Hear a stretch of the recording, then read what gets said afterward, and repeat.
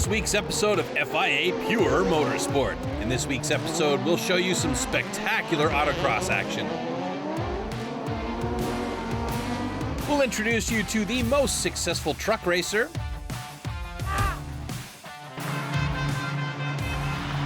we have some great racing from the F1 circuit in Zandvoort, and much, much more from the FIA world of motorsport.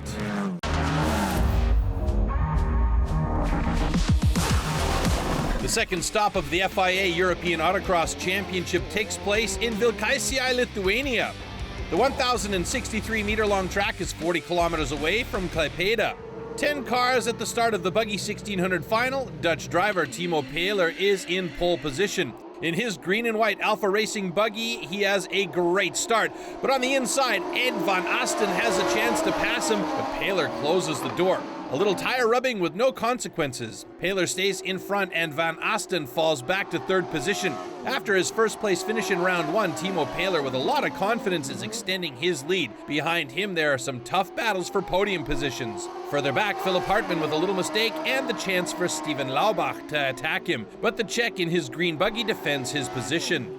Jakub Novotny just made the transition from the juniors to Buggy 1600 and has again a great showing. He started in 5th place and advances to 2nd midway through the race. Up front, Pehler is in control. In the winter, he did a lot of gearbox kart racing.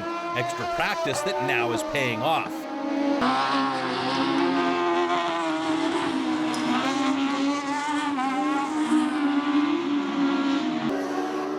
After a few rounds, no changes in the positions. Pehler ahead of Novotny and Van Asten. German driver Markus Wibbeler in a disappointing 4th position.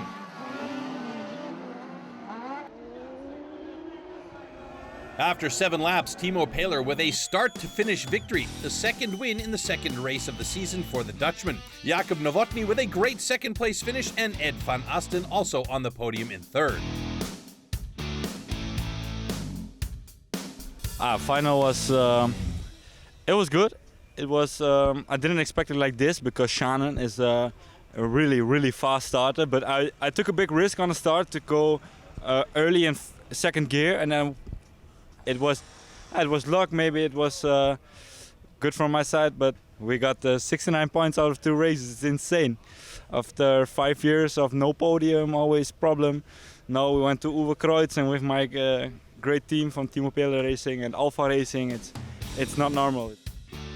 With 2 wins, Timo Pehler leads in the overall standings, Novotny jumps into 2nd place, and Markus Wibbeler sits in the 3rd position.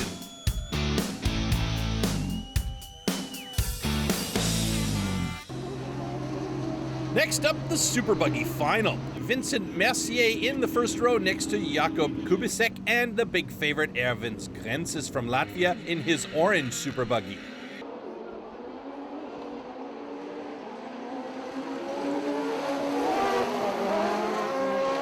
Grences on the left side with the best start, taking the lead in front of Kubicek. Radek Jordak in the green and white buggy passes Mercier for 3rd position. The field is close together, but then Mercier in the corner with a spin and he gets stuck on the barrier. Grenz is still in front, holding on to a comfortable lead, and Johnny Fouillade, who started in 7th position, already has moved up to 2nd place. A great race by the Frenchman.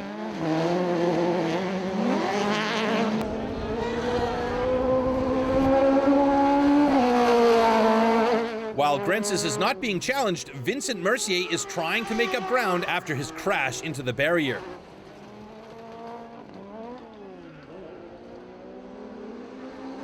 And he gets a little bit of help. Jakub Kubicek with an error. He spins and loses his chance at a podium finish.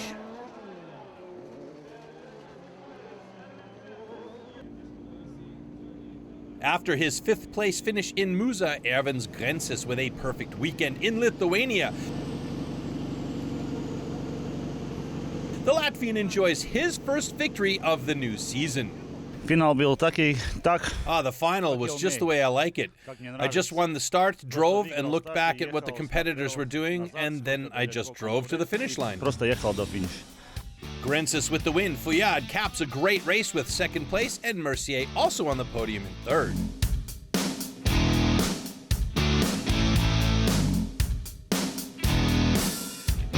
With his third-place finish, Vincent Mercier takes the lead in the overall standings. Grensis and Kubasek just 1 point behind.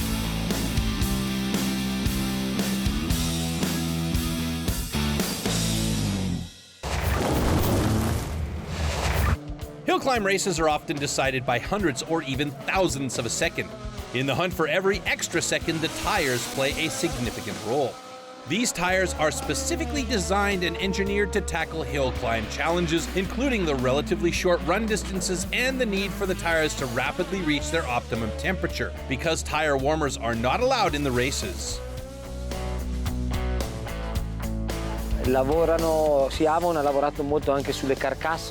We also work a lot on the tire carcasses to make them as light as possible to optimize the motionless state, because we don't have the possibility to heat the tires like in other championships.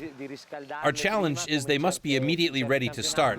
They must have very good traction even at low temperatures and then still be able to withstand the mileage of the race. Buonissima trazione anche a una temperatura bassa e poi comunque reggere anche il chilometraggio della gara. Christian Merli is one of the most experienced and dominant hill climb drivers.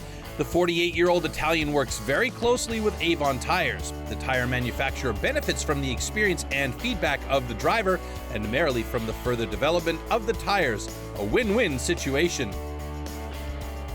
Sì, da alcuni anni lavoriamo con Avon, ormai quasi da 8-9 anni. Well, yeah, we've been working with Avon for a few years now, almost 8 or 9 years. And they often ask me for advice and let me try out new materials, so I hope I can help them. We've also achieved some good results, so we're always looking for new products, and they really put a lot of effort into it. I try to give them the right advice on the race courses. Io cerco di dare le indicazioni giuste sui campi gara. In the hours before the race, it's like a beehive at the tire supplier. Tires are changed, new tires with different compounds are put on. Avon alone has 11 different hill climb compounds. The choice of tires depends on the opinion of the drivers, and they rely on their experience and on the temperature gauge, which is a part of the standard equipment of a hill climb driver. And that's why the tire temperature is measured first after the qualifying races. Allora, è molto importante non tanto la temperatura ambientale, ma la temperatura So it's not so much the ambient temperature as it is the temperature of the asphalt. In fact, we always have to check the temperatures a little bit because the tire reacts very much to the temperature of the road surface and the length of the track. Depending on the temperature of the road surface and the length of the track, we choose the compound to use in the race. This is very important. Scegliamo la mescola da utilizzare in gara.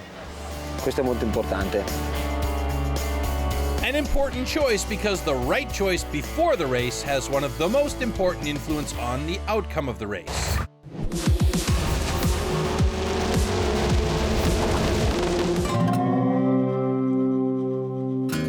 After making its debut on the calendar in 2019, the Rally Weiz in Austria returns to host round 4 of the 2021 FIA European Historic Rally Championship.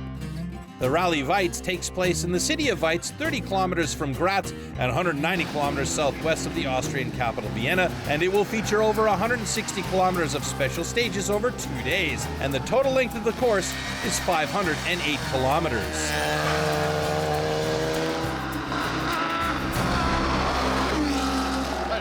The opening day of Rally Weiz sees 6 special stages run in the Styrian hills around the city of Weiz.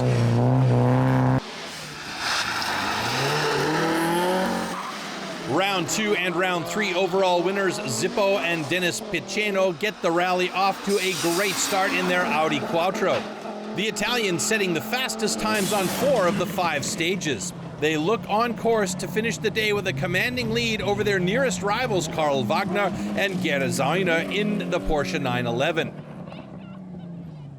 However, fate steps in and both cars suffer technical issues on the 6th stage, the Audi suffering from a fuel problem and the Porsche an unspecified technical issue. That opens the door for other teams to shine. Spanish duo Daniel Alonso and Candido Carrera complete the 6 stages with the fastest time of 45 minutes, 13.8 seconds. Also, the Category 2 Porsche 911 RSR of Anders and Ingrid Johnson has a great day. And the Italians, Paolo Pasutti and Giovanni Campais, are following close behind. The leaderboard after day one sees Category 4 Ford Sierra Cosworth on top. Anders and Ingrid Johnson are just 1 minute 51.2 seconds behind, and the Italian duo sit in third place. Day 2 sees a lot of rain. After failing to finish in the Czech Republic and in Hungary, Ernie and Karen Graham returned to the podium by finishing second in Category 2 and fifth overall.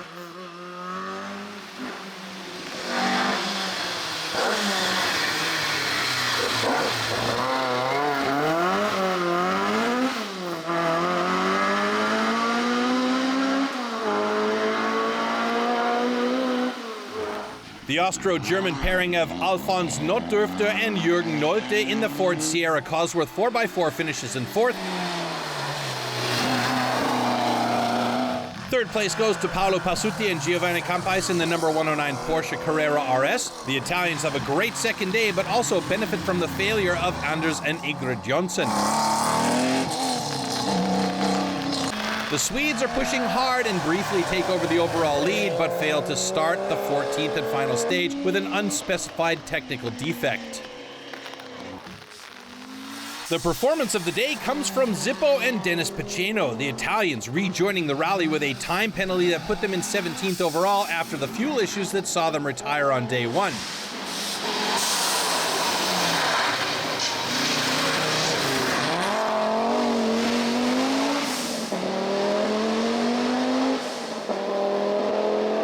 The Audi takes the fastest time on all 8 stages on day 2 to leapfrog up the standings and finish second overall and win Category 3, their 4th victory in 4 events.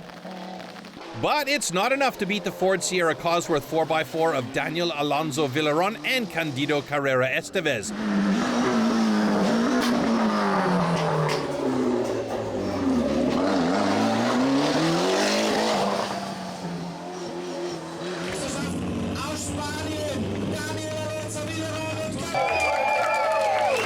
The Spanish duo finished 52.5 seconds ahead of the number 101 Audi Quattro. The third place on the podium goes to Paolo Pasutti and Giovanni Campais.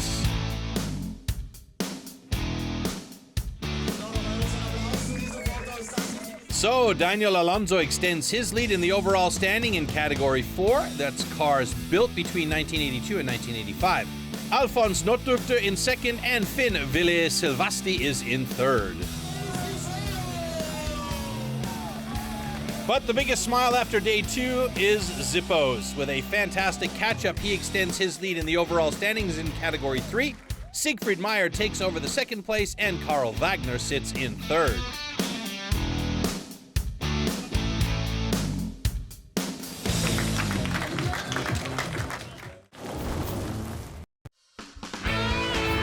Brainerd International Raceway in Minnesota was home of the 4th stop of the Formula Regional Americas Championship powered by Honda. The biggest challenge for the drivers was the slippery course. Guatemalan Ian Rodriguez was successful with a lights-to-flag victory in the first race of the weekend, the first win of the season for the 21-year-old. But the man of the weekend was Australian Joshua Carr, who celebrated 2 important victories. The driver from Sydney was unstoppable in races 2 and 3.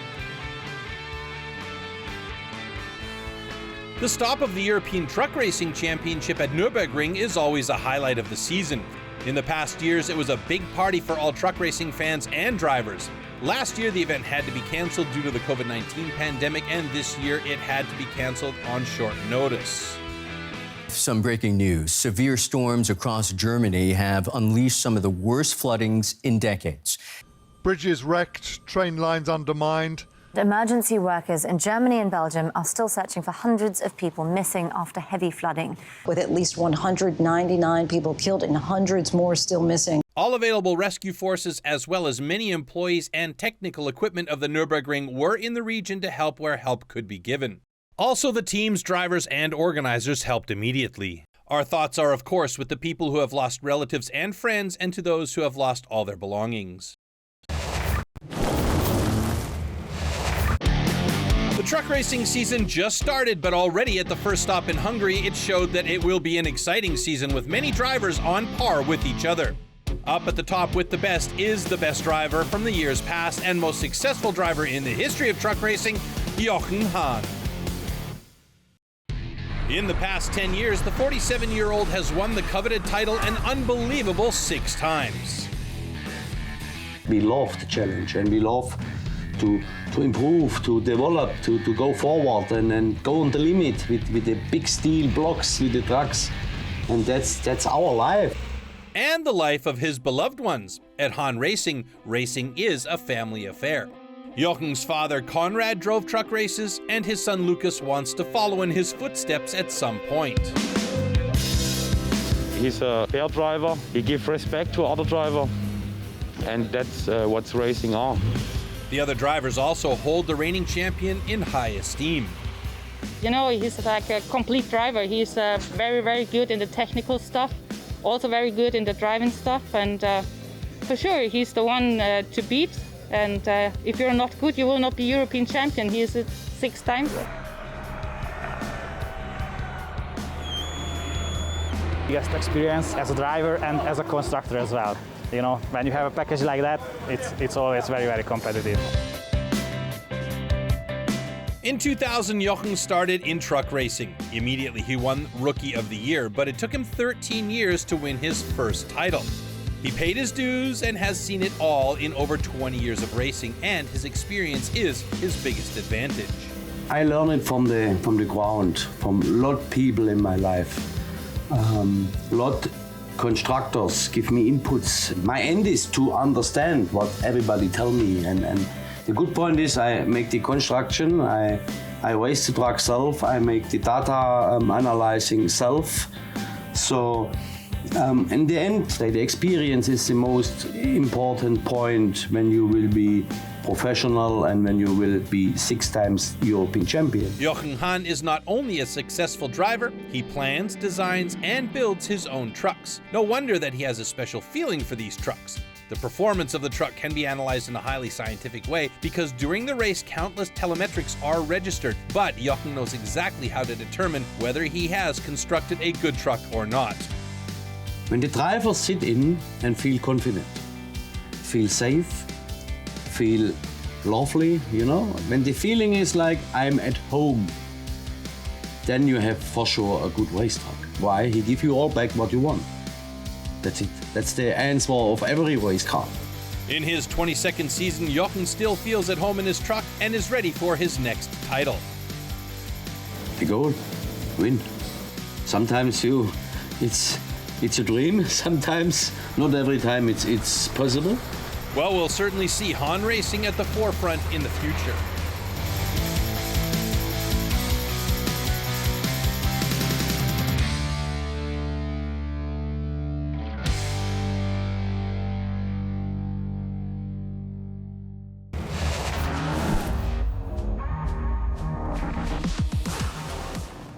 The stage is set for round 2 of the ADAC Formula 4. The circuit nestled in the dunes near the Dutch town of Zandvoort provides the location for another spectacular show from the ADAC's high-speed school and on a new track layout. With 2 new banked corners, they provide more overtaking opportunities and thus more racing action. After the season opener in Spielberg, Britain's Luke Browning trails Oliver Bierman by just 5 points, followed by Sebastian Montoya, son of former Formula 1 driver and Indy 500 champion Juan Pablo Montoya, with 32 points in 3rd place. In the first race of 3 on the weekend, Van Amersfoort driver Oliver Bierman starts from the pole position after a great qualifying session, and again he has a brilliant start. Montoya also starts well from the front row of the grid, while Tramnitz number 77 holds off Luke Browning to hang on to 3rd place. Bierman has so far set the fastest lap time in all 4 track sessions and has already opened a gap of over a second by the end of lap 1. Behind the trio at the front, number 8 Luke Browning and number 7 Kirill Small have a great battle for 4th position. The young Russian is relentlessly attacking the Brit, but Browning manages to stay in front. In the middle of the field, 2 youngsters are also having a great fight. Taylor Barnard in the white race car is attacking Hamda Al-Kubaisi, but the 18-year-old is defending her position well.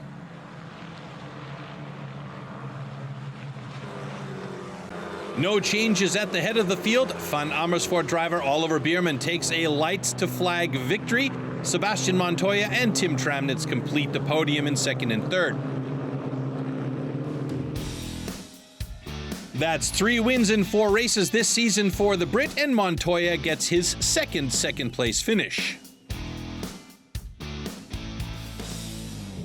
In the next race, Oliver Bierman is again on pole position and immediately able to pull clear at the front.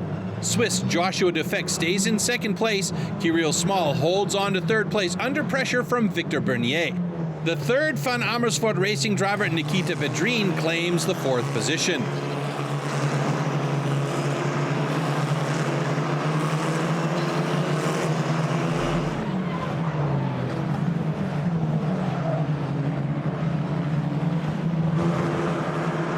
While Tim Tramnitz shines with a great overtaking maneuver against Luke Browning, Francesco Bracci experiences a spectacular outing.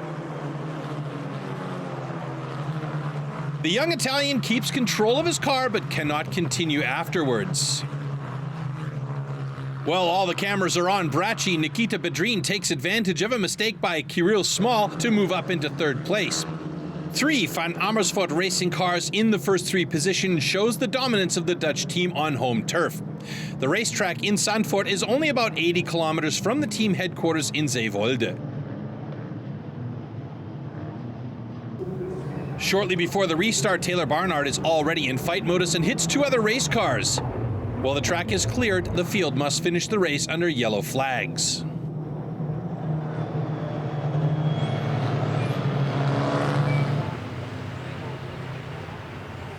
It's the second win of the weekend for Bierman. Dufek comes in second, and rookie driver Nikita Bedrin with his second third-place finish of the season. In the third race of the weekend, the reverse grid sees Montoya, who finished 8th in race 2, start from the pole position. The Colombian, the first car on the right, makes a real mess of the start and several cars pass him. Sami Muguetuniv takes the lead into the first few corners. Kirill Small jumps from start position 4 to position 2. Tim Tramnitz is third. Montoya falls back to 5th place.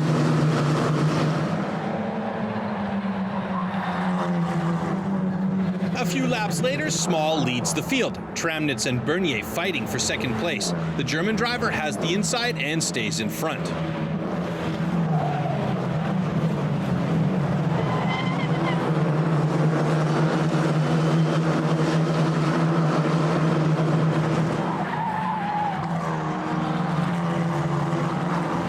A few rounds later, Senyu Han, number 18, brakes a bit too late and triggers a chain reaction. Hamda Al-Kubaizi leaves no room for Jorge Davila. They touch, and his Genzer Motorsport team member Francesco Bracci crashes into him. Worse yet, Valentino Catalano crashes into both and takes flight. All 4 drivers have to retire, and the field spends a few laps behind the safety car. Montoya in the red and white car has a great race and is back in good position when the race is restarted. He seizes a moment and attacks Victor Bernier in second position. The Frenchman stays in front in the first corner, but Montoya fights and passes him a few moments later.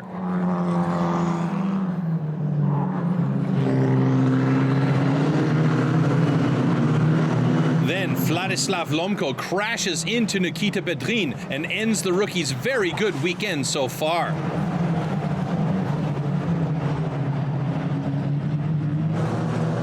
Tim Tramnitz, number 77, uses his speed at the end of the straight to attack number 26 Bernier for third place.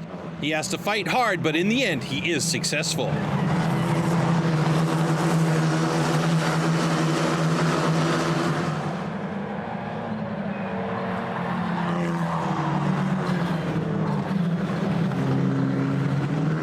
Small holds tight to the front of the field even after 2 safety car phases. Montoya seems unaffected by his poor start, fighting back strongly to cross the finish line in second place. Kirill Small with his first win of the season, Montoya finishes second, and Tim Tramnitz with his second third-place finish in Zandvoort.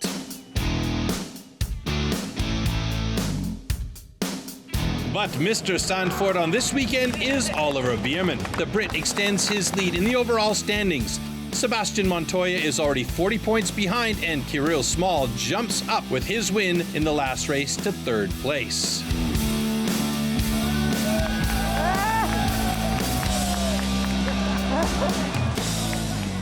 That's it for today. On the next episode of FIA Pure Motorsport, we'll be at the famous Ardennes roller coaster for the next stop of the Formula Regional European Championship.